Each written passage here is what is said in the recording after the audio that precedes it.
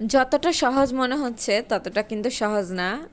এই কেকটা ছিল ১.৫ পাউন্ড কেকের, আর অর্ডারটা ছিল ১ পাউন্ড। তো ১ পাউন্ড কিন্তু গাড়ির কেকটা করতে গেলে প্রচণ্ড পরিমাণে কষ্ট হয়ে যায়, যা বোঝানোর মতো না। তারপরও আলহামদুলিল্লাহ আমি এটা বানাতে পেরে খুবই খুশি হয়েছি। জানি না কাস্টমার কেমন হয়েছে, কিন্তু কাস্টমার যে নিতে আসলো সে দেখে বলছে অনেক সুন্দর হয়েছে, আপনি যে এত শর্ট টাইমে করছেন এটাই বেশি। তো আলহামদুলিল্লাহ আমার কাছে এটা অনেক ভালো লাগছে।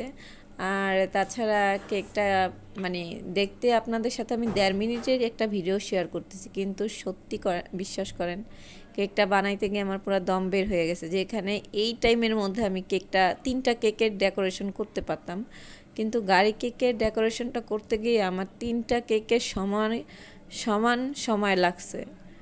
মানে এক তো ছোট মিলাইতে পারতেছিলাম না, দ্বিতীয়ত এরকম ছোট ছোট ডট ডট দিয়ে অনেকটা সময় লাগতেছিল। চাইছিলাম নিচেও ডট ডট করেই দিব, কিন্তু কেকটা দেখলেই বুঝতে পারবেন যে প্ল্যানটা একটু চেঞ্জ হয়েছিল পরে। তো আমি তো সম্পূর্ণ কেকের ডেকোরেশনটা আপনাদের সাথে দেখাইতে পারি নাই, তার জন্য দুঃখিত। ইনশাল্লাহ নেক্সট টাইম যদি হাতে সময় থাকে, কেননা এটা খুব আর্জেন্ট ছিল, একদিনের মধ্যেই আমার বানাইতে হয়েছে। একদিন বলতে বেশি একটা সময় পাই নাই, রাত্রে আমার ছেলে বলে নাই, কিন্তু সকালবেলা উঠে বলতেছে আমার টিচারের একটা কেক লাগবে, তো এটা আর্জেন্টই। কেমন হয়েছে জান।